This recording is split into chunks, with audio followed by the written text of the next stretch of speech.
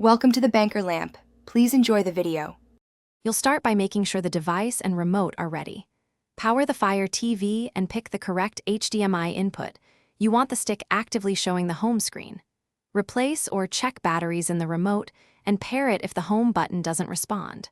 Once paired, open an app or the home interface so your volume inputs register.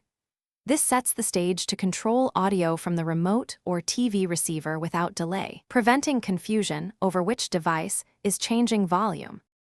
You now actively change sound using the remote's volume buttons. Press volume up or down for single-step changes. Hold either button to sweep through levels faster, and let go when it's right. If the remote doesn't affect volume, enter settings, then controllers and Bluetooth devices to check which device is linked for volume control and reassign if necessary. Make sure the Fire TV's volume control mode matches your setup, TV, soundbar, or AVR, so commands route correctly and you don't accidentally mute the wrong component. Finish by verifying audio settings and resolving common issues.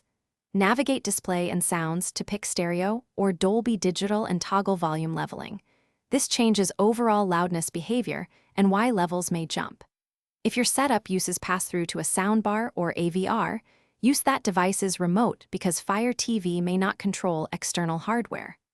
If volume remains unresponsive, reboot the Fire TV stick, repair the remote. Try another HDMI port or cable.